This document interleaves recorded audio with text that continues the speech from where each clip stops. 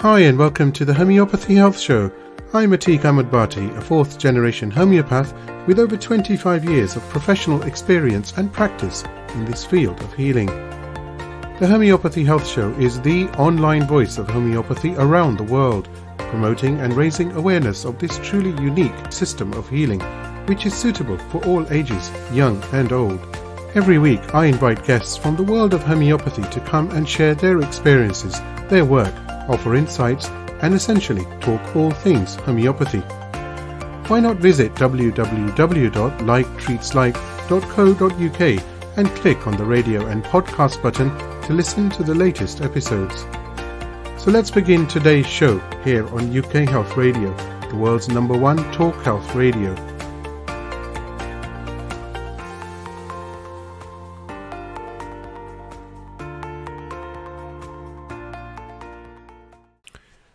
I'm excited to introduce my guest on today's show, none other than Dr. Lauri Grossman, President of the Board of Directors of the National Center for Homeopathy in the US. Lauri's resume is stunning, and her service to homeopathy has been incredible to date.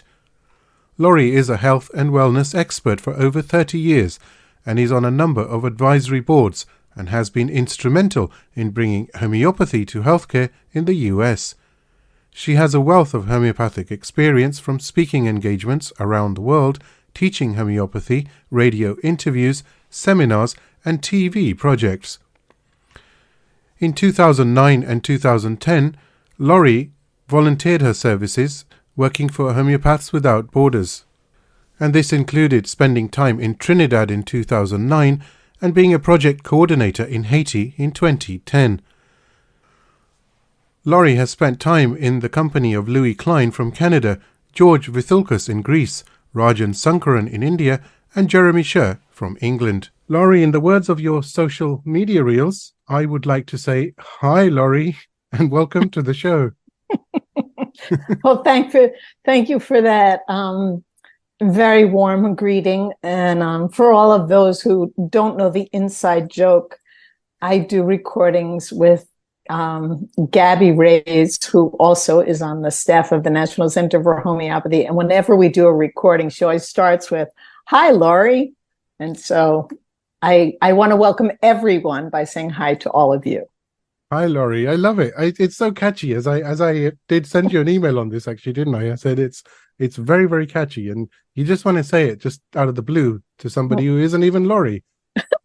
That's cute. And long may that continue too. Well, thank you very much. Thank you. Now, I must say to the listeners, you're probably wondering, I've never had a guest who's had such a lengthy introduction.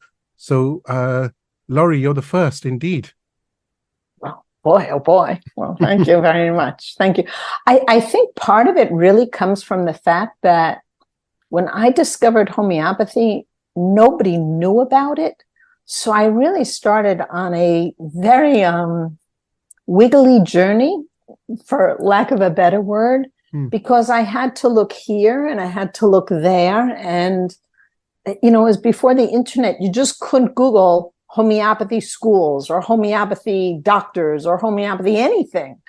And I really, each little step got me very excited. And I thought, wow, if I just go to Greece and meet George Vithulkas, then I could learn homeopathy. And then someone said, well, there's more homeopathy in France. And so, okay, well, then let me go to France. And then someone said to me, well, you know, back in the US, Amy Rothenberg and Paul Herskew are really not that far from you. And they started a school in homeopathy. So it's like, really?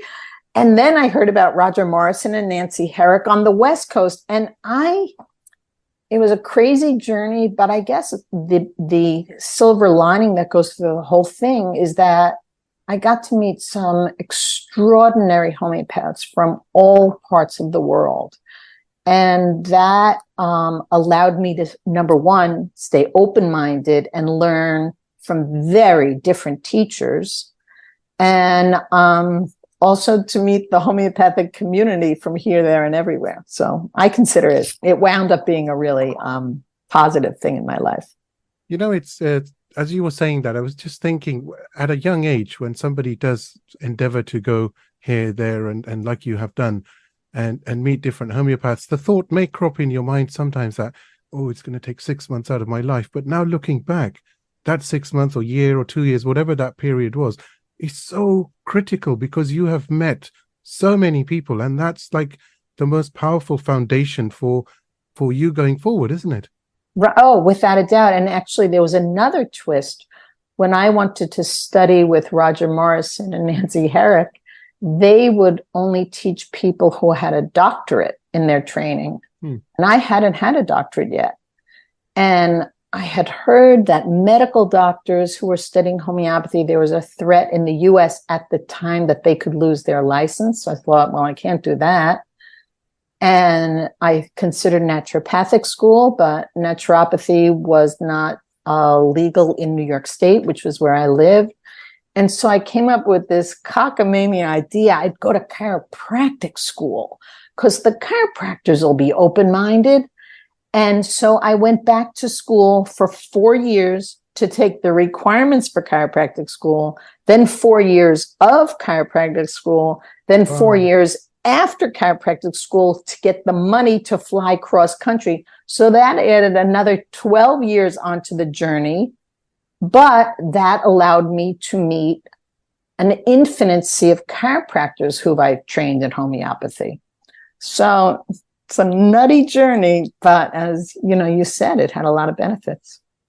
You know, again, as you said that, you know, the first thing that popped into my mind was that, and this is again for the listeners as well, when you actually look at what you've just heard is 12 years, and that's a very long time. But when you look at what Dr. Lauri has actually achieved, and I don't want to put you on the spot, of course, but when you actually read of some of the things that she's done and she's been able to achieve, it's like those 12 years pale into insignificance because you've done so much, and it's amazing. I mean, there's pages of work, basically of text. You know, you've done this, you've done seminars and TV projects, and of course, we're going to talk about a big TV project very soon. And then the work of the National Center, and then so much collaborative work that's going on, and you're on so many advisory boards. It's brilliant, isn't it? I mean, you've achieved so much in such a short space of time. You can tell how excited I am. Well, you know, it reflects only one thing. I was gobsmacked when I discovered homeopathy. You have, in preparing this podcast, you mentioned that you were going to ask me about the story of my son. So if you don't mind, I'll tell it to you now. Absolutely. Before I knew about homeopathy, I had a baby, an infant, and I laid my infant down for a nap. And please bear with me, listeners, if any of you have heard this story before, but the nap was going on a little longer than normal, which as a new mom was thrilling because that meant I probably could take a shower and wash my whole body, or do some, laundry or whatever. Anyway, but it started getting creepily long, and I went near the baby to check on him, and his body was on fire. Fast forward, we went to the doctor. His temperature was 105.6. At that time, I had no medical training whatsoever. And so I thought, oh my God, is this going to lead to long-term brain injury? I had no idea. And then eventually, after the whole visit, the doctor gave him something homeopathic. Now, this doctor had some training in Germany. That's why he knew about homeopathy. And they placed some homeopathic pellets on my son's tongue. And then the doctor handed me David and said, "Here, mommy, hold him." And I actually thought at that point he was handing me my baby so that if he passed away, he would die in my arms. I mean, David was just a rag doll. And I was holding him, and 5 minutes later, he sat up and he just smiled as though nothing happened. I was astonished. I was speechless. It wasn't just that he came back from I thought a place that he might never return from, it was that it happened so gently. You know, I'm not talking about no toxic side effects. No, it was just so gentle. And to me, to be able to work in that manner, I would have done anything. I literally would have done anything. That's a very emotionally charged story, and I've actually seen homeopathy save lives, literally. Just as, and this is what happened to you. A life was saved. If you had not, you know, if it had been any longer, perhaps with the temperature that height, you know very well, obviously, what other things complications can develop. And how amazing, isn't it, that just some sweet pills or drops in the mouth, I mean, that's what you call true healing, is it not? I mean, what else can it be? It's just phenomenally deep, and curative is the word to use. If it's not curative, how can you explain something? Yeah, well, you know, from that, the crazy part of the story is the very next day, I was walking down 96th Street in New York City. And as I'm walking, there was a flyer on a lamppost that was like flapping in the wind. And on it, it said class in homeopathic medicine. I went, oh my God, that's that stuff. Mm. Went home. I said to my mother, you're not going to believe this, but there is a class in that medicine that they used on David. And I got to go. And when I went to the class, the incredible part was that everybody was just taking notes like it was nothing. And I'm sitting there like, what am I not getting? Like, there's a teenager with asthma in a video, and the teenager, they show the before, they show the after, the asthma's gone. And then there's an older woman who develops colitis, you know, in her midlife, and she gets better. And then there's an elderly gentleman with paralyzing anxiety. He gets better. And I'm just looking around the room because everybody's just taking notes. And like, I just can't believe what I'm witnessing. So I went up to the teacher, and this is 1981. So I went up to the teacher and I said, where can you learn this stuff? And he said, anywhere but the US. It's popular in Asia. It's popular in parts of South America, parts of Europe. And that's what started my crazy journey. I mean, it was amazing. And look, my soul was moved. My soul was moved by that. I can well imagine. It's quite interesting that a lot of the guests, certainly on the Homeopathy Health Show, even the well-known homeopaths around the world, have all got a very similar type stories. You know, it's that personal experience, and it's almost like, you know, it's destiny calling, because that personal experience is what can never leave you. Having physically gone through something, or a loved one seeing it and then believing it, is totally different to perhaps hearing it third party, you know, oh, somebody took and they got better. But to witness it, what a magnificent gem that is, isn't it? Well, following up with that, I'll add that whenever I teach homeopathy, I always want to have samples of new remedies with me. First of all, you take the woo-woo out of it when you show someone, this is what it looks like, this is how you twist it open. You know, some companies manufacturing glass vials where it's, you know, you twist it open and you could just shake the little pellets on your, you know, onto your hands. Other companies, you have to turn the tube upside down and twist it so the pellets drop one at a time. So you take the kind of like the awkward weirdness out of it, but then you bring a sample of a remedy that you know eventually almost anyone will use. Could be arnica, something very simple. Because you could teach people all you want about homeopathy, but they won't get it until they experience it. And therefore, it behooves anyone, you know, like people say to me, I've been trying to tell my sister to come to you for years. Well, I say to them, first of all, your sister has her own inner knowledge, and your sister's going to decide for herself, and please respect her. That's number one. But number two, the best way to show someone is just give them one remedy. If you know someone who has, they drink a lot, they get hangovers, give them Nux Vomica, give them something that you think they'll be able to, use and experience and see the results for themselves. Because otherwise, I don't think you can. It's like trying to teach someone what the color blue is. I don't think you could do it. I mean, maybe somebody does teach the color blue without showing someone blue. But that's what I think teaching homeopathy without having someone experience is like. I love what you just said. And the reason I love that is, one, it's tangible. You're making it tangible.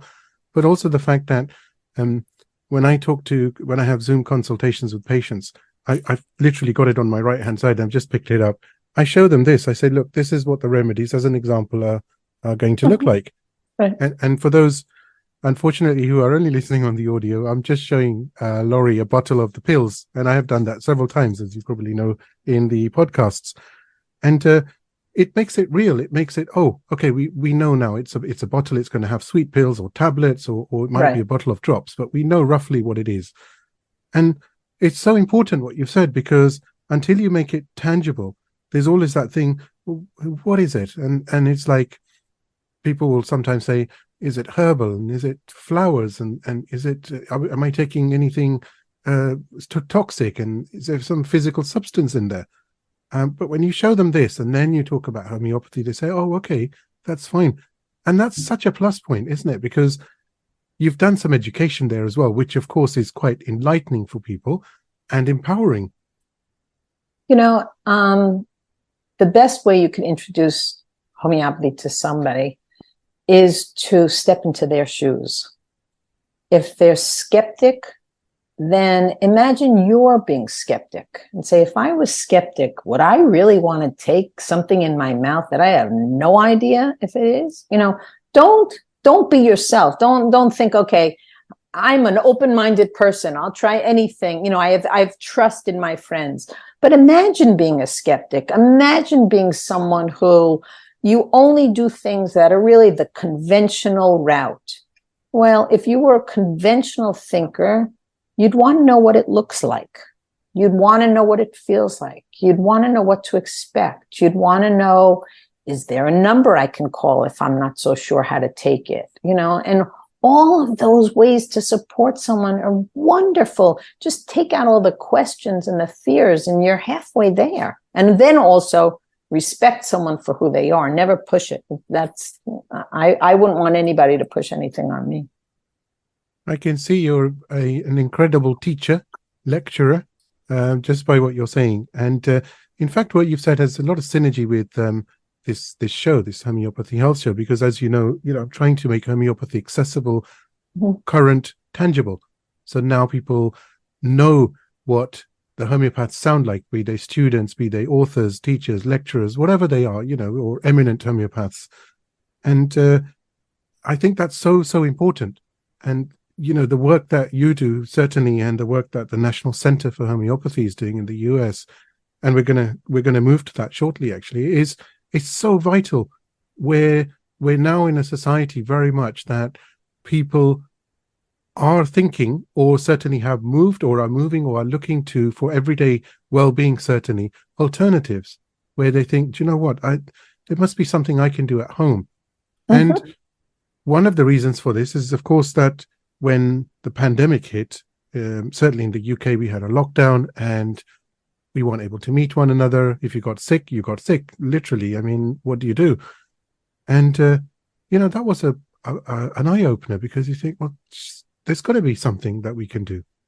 This is not the way that my life is going to end, God forbid, Right. So something positive always comes out, doesn't it? Of a negative. Without a doubt. It's like, I always say that the best way to start learning about homeopathy is to just go slow. Learn one remedy, try one remedy, use one remedy, and wait till you have a positive response to it. then you add 2, then you might add 3. And for anyone listening, I know that a lot of people try homeopathy for a lot of different things, but I always think it's smartest to start easy. Start with first aid remedies.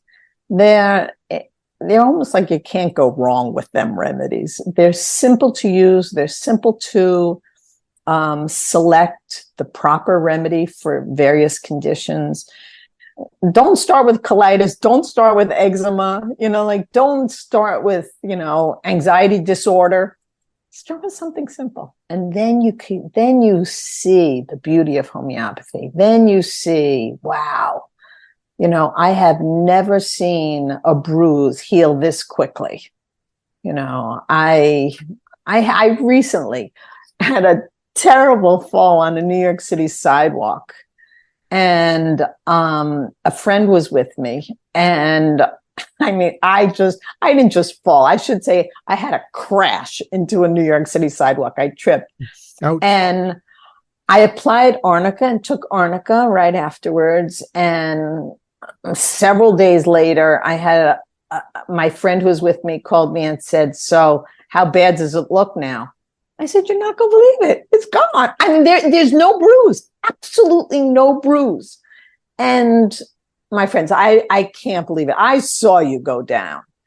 And that's how you learn homeopathy. One simple remedy. Start with arnica. Which actually leads me on to how homeopathy is thriving in the US, or does it, what is your take on, with your experience, and what have you seen as far as the changes in homeopathy and it's being accepted and more people being aware of it over the last sort of several decades in the US? Well, I would say that when I first heard of homeopathy, it was you had to be like a magician to discover homeopathy in the US, or like all the powers that be must have wanted you to discover it, because it was hidden and underground and unheard of. Now, of course, homeopathy 100 years ago was much more popular in the US. So it had gone, when the conventional medicines came out with psychiatric drugs and with penicillin and antibiotics that were helpful, then homeopathy was less common because there were other things that you could turn to that worked or got rid of your symptoms.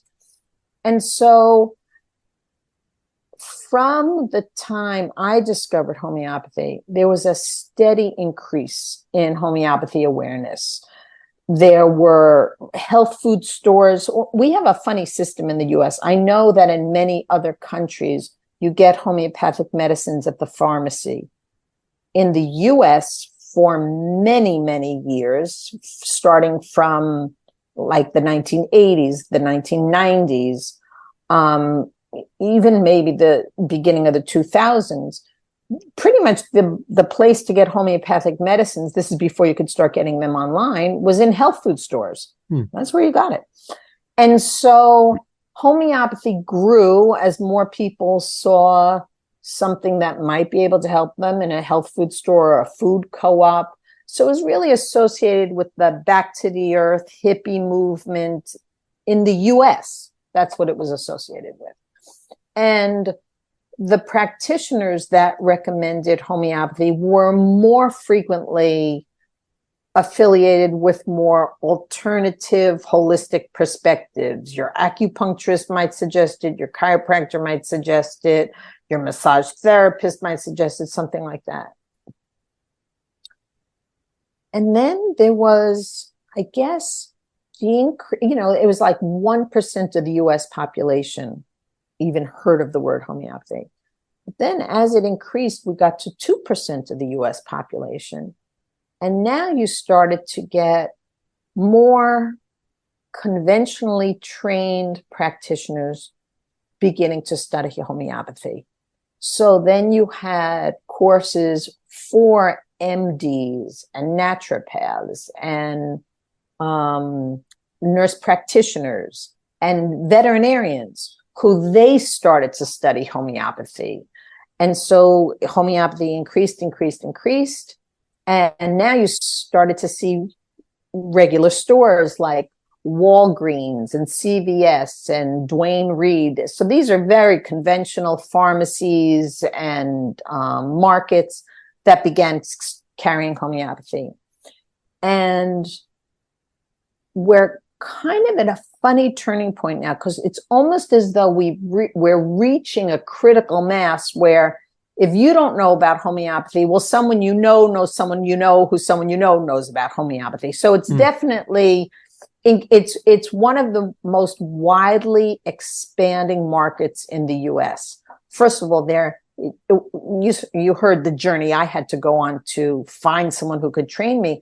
Now we have homeopathy schools. There might be, 10 or 12 in the US. And many of them have online courses. So even if you live in the middle of nowhere, you can study homeopathy. And now we have many, FDA approved pharmacies and pharmacies that are registered with their state pharmacy associations that are selling homeopathy online.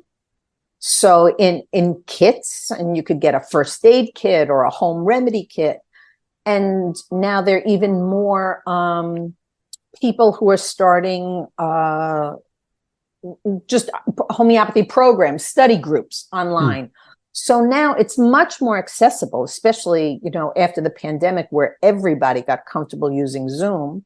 So now it's much easier to study homeopathy. So homeopathy is really growing. And then I pause, because I think there is, now that homeopathy was no threat to anybody for so many years, because hardly anybody heard of it. But I think we're reaching a point now where there are groups that are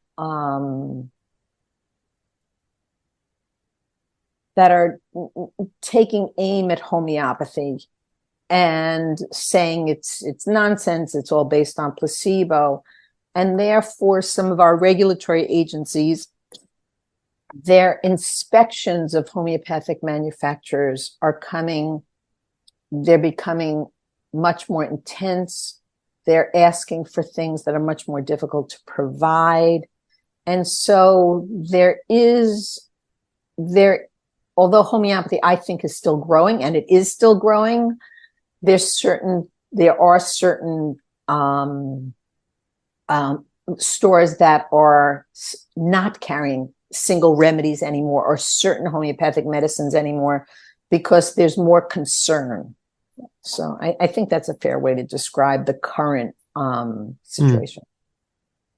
But what's reassuring is the fact that, like you've so rightly said, the fact that with this online boom, it's accessible in every home.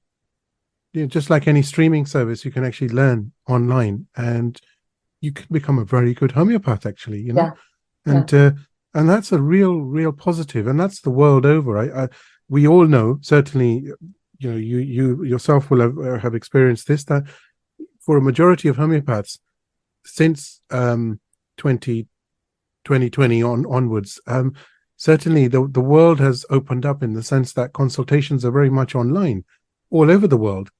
And that's such a positive. I think that's just brilliant, because it's opening up more doors for people to be able to access homeopathy. And the same with from the education point of view as well. If somebody wants to just do an introductory beginner's course in homeopathy, just so that they can become a home prescriber, it's there. The option is there, for a few bucks or whatever it is. You can do a simple diploma and start using, like you mentioned, start with arnica, start slowly.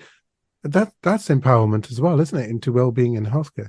Yeah, I mean, when I studied homeopathy, at one time I said at the New England School of Homeopathy, I would have to leave my home hours ahead of time to drive, to attend a class, sleep over, take time away, have someone watch my children. When I studied across the country in California, I had to go away for 6 days, fly across the country, pay for the plane fare and the Now you don't have to do any. I mean, that to me is a new miracle. Nobody has to go across the pond to get to England or Greece or France to study homeopathy. And even if you love the homeopathy schools in England, you could study with them from the US, from your bedroom. It's brilliant, isn't it? It's fabulous. And I do know that the National Center for Homeopathy, we've made a decision that our conferences, so long as it's financially possible, because it costs a lot more to do it this way, but we will try as often as possible to have our conference be both in person and virtual, because there are so many people who benefit from the reduced cost of a virtual conference. They don't have to pay airfare, they don't have to pay, they don't have to hire childcare, et cetera, et cetera, et cetera. And yet, at the same time, it is important for us to have occasions where we can meet with each other. I mean, I love to go to conferences, and my number one reason is to see other homeopaths or other people interested in homeopathy. Increasing my understanding of homeopathy and improving my practice is number two. But being able to share in a community is number one. It's very special nowadays, now that none of us are doing that. Yeah, it's very, very important. But on the other side, again, you're opening up the door of accessibility. So where Exactly. those who perhaps weren't able to travel, or there's all this costs involved as well, and time and everything that you've quite rightly mentioned. So the possibilities are endless, aren't they? It's so good, and it's bringing people together, even though it may not be physical, but certainly that the energy vibrations are there, and everybody is there, even if they are digital. Right. So it's interesting that you used the word accessibility, because that's one of the cornerstones of the National Center for Homeopathy. And oh gosh, in the US, we have such a problem nowadays. I don't know if the statistics in the US are very different from other countries, but we don't have any national health service. So, and the medical costs have skyrocketed in the last couple of decades. And we have so many people in the US who cannot afford health care. And this is where homeopathy really can provide such a service to people. I mean, when you think of someone who has a child with a high fever who has nowhere to turn except the emergency room, then if they know a bit about belladonna or aconite for fever, and I'm not saying to use homeopathy by yourself in your own house, when it's beyond your skill set, but if there's something you could turn to, imagine how much stress we reduce from the average person's life. So one thing, the National Center for Homeopathy is about to start a huge fundraising campaign in honor of our 50th anniversary, which is next year, 2024.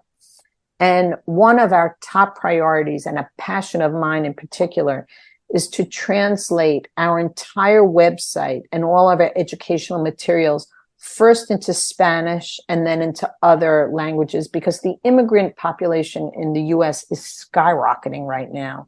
And if we're talking about accessibility for people who are underserved, it behooves us to reach out to this population. And I think for many years, at least in the US, I don't think this was so elsewhere, but in the US, homeopathy was appreciated and practiced by kind of like the hippie holistic movement, which is wonderful, but it can't rest there.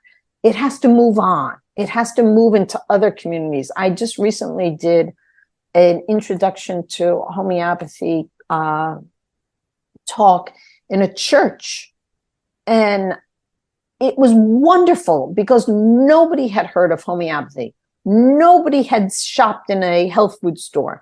Nobody had been to, like the open center. And so it was a whole new group of people, and I was thrilled to meet them. And I think that's the next step in our evolution, is reaching out to communities that are new to us, or don't look like a typical homeopathic community. That will be my joy if we start reaching out there. I'm sure you're going to be very, very successful in that. And it's, of course, exemplary in itself. You know, you said something really interesting about the healthcare system, and a lot of people in the States are unable to afford healthcare. And it's not even a niche market. You can't say it's niche.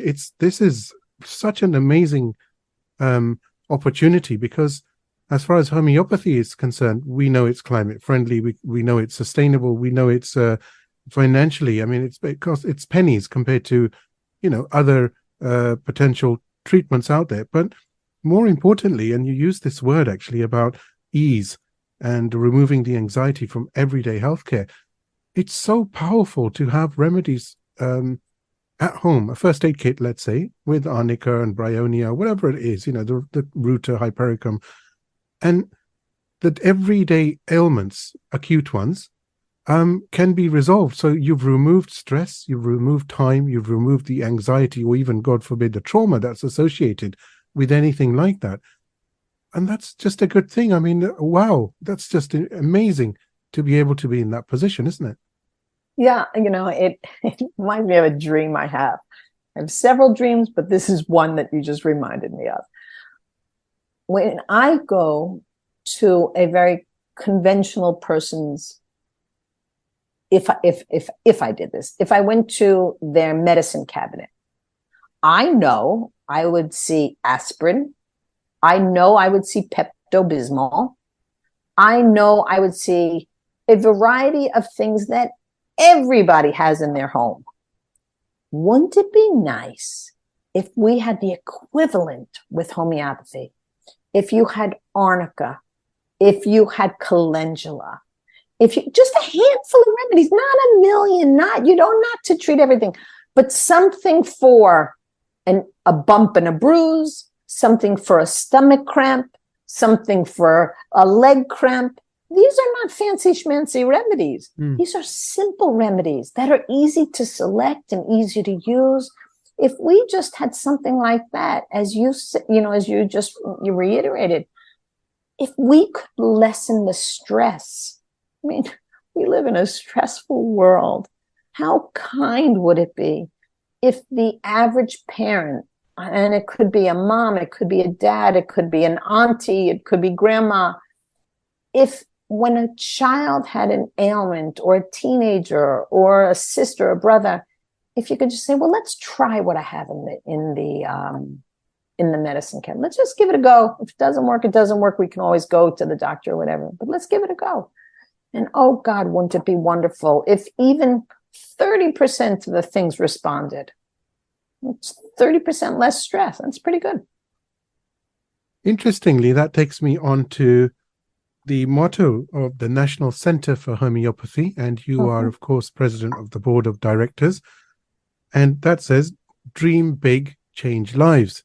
So I've linked that very nicely, haven't I, to your use of the word dream. Well, there you go. Thank you.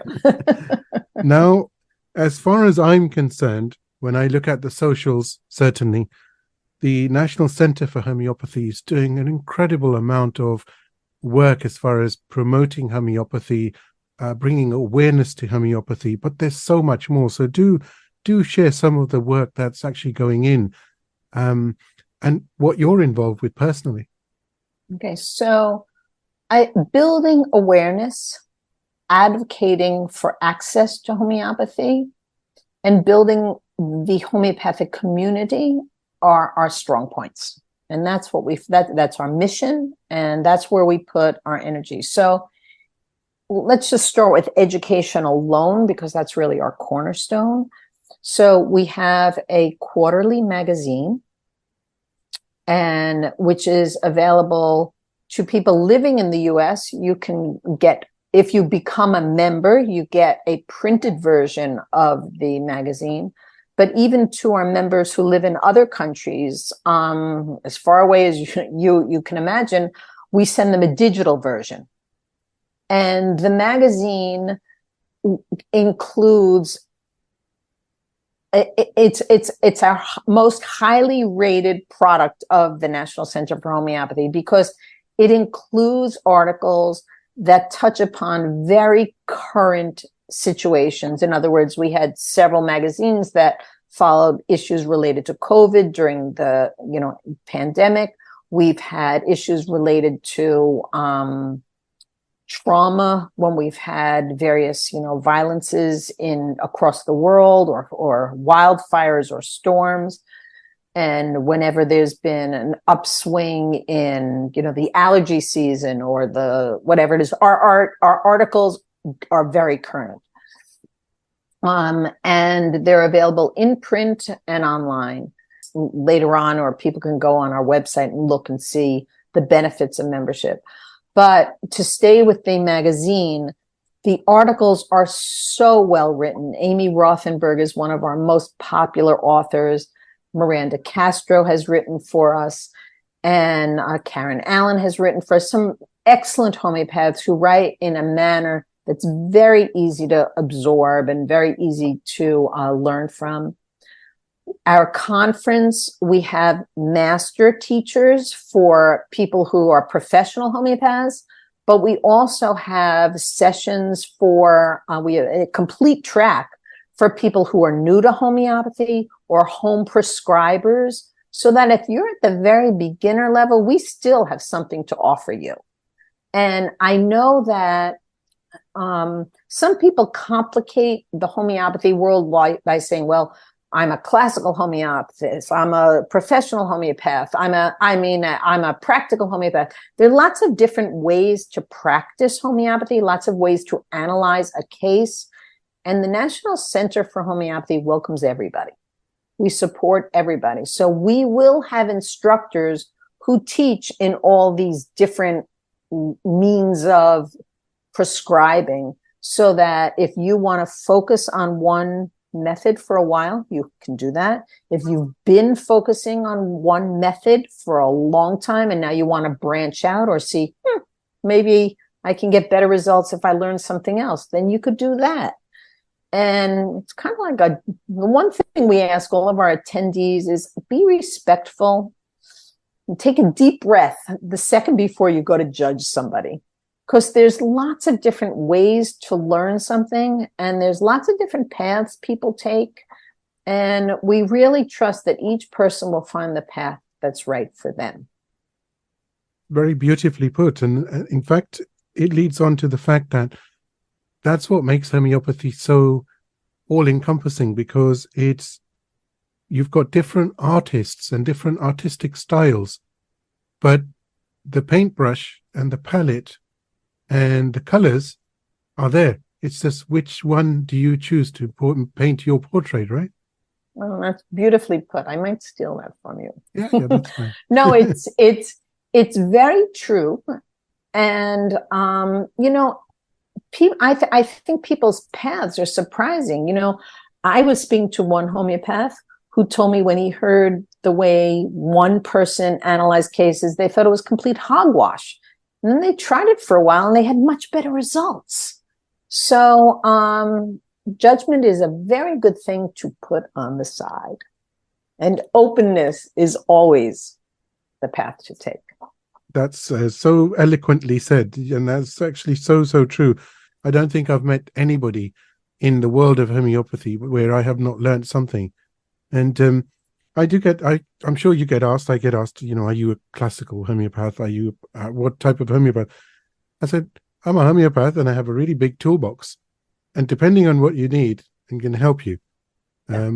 But I can't tell you exactly what that's going to be at the moment. It depends on how your painting is going to evolve, this journey, Yeah. And that's the beauty. That's actually a beauty. It doesn't make homeopathy complicated. It actually makes homeopathy for the practitioner. It makes it individualized. It makes it personalized. And that's beautiful because there's no barriers. You can be as creative as you want and help people. I mean, it's, when it comes to serving humanity through homeopathy, How beautiful, isn't it? That you can, your style, your skills, your way of prescribing, which may be very different to others, which usually is the case, of course. And but the results are endless, timeless.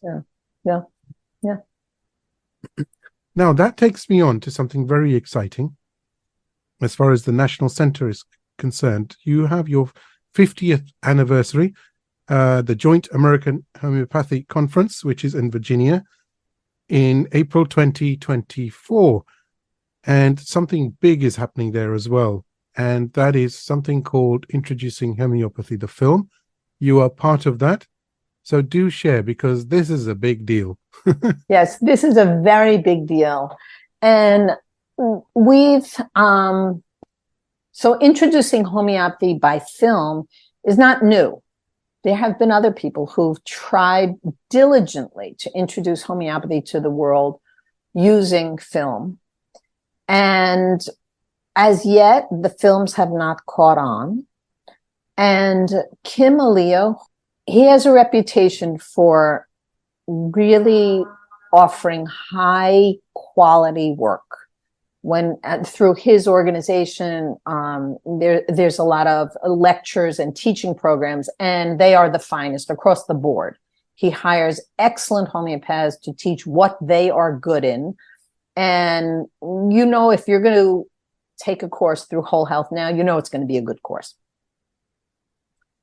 So Kim Elia came up with the idea that he wanted to create a film on homeopathy together with the entire homeopathic community. So he reached out to homeopaths in innumerable organizations from innumerable countries.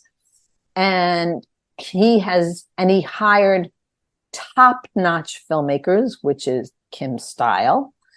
And there have been infinite takes and infinite interviews. And from them, the best of the best of the best have been selected.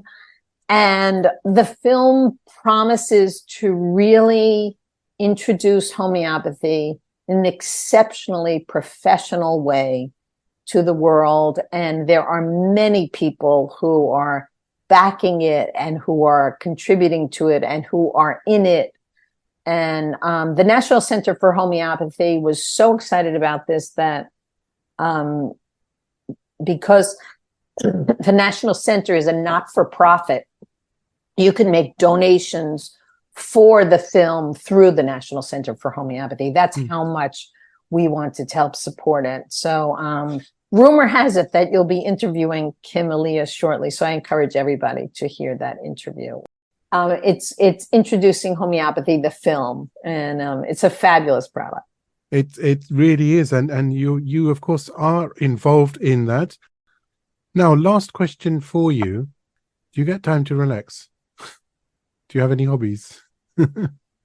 Well, I'm not so sure you can call them hobbies, but I have 4 grandchildren. That's a blessing. So I actually, that's funny. I'm not so sure I have hobbies anymore. I have blessings. Yeah. So I have 4 grandchildren that I adore, and there's nothing better than grandchildren plus nature, or grandchildren plus arts and crafts projects, or grandchildren plus cooking. That's the best life. That's indeed the best life. Dr. Lauri Grossman, it's been an absolute delight, and I know that you are going to come back in a few months' time, nearer to the conference, certainly, and you are going to talk more about the conference. It's been an absolute honor, and I really look forward to talking to you very, very soon. Yeah, it's been a pleasure. Thank you so much. I truly appreciate the opportunity. I do hope you've enjoyed this week's episode of the Homeopathy Health Show. Please do support the show by clicking follow on my socials. Remember, the more exposure the podcast receives, the better for homeopathy around the world. You can find me on Instagram by searching for @like_treatslike, and on both Facebook and TikTok by searching for @like_treatslike. So let's promote the voice of homeopathy on radio and podcast around the world together. Don't forget to visit me online at www.liketreatslike.co.uk. Until next time, stay safe and take care.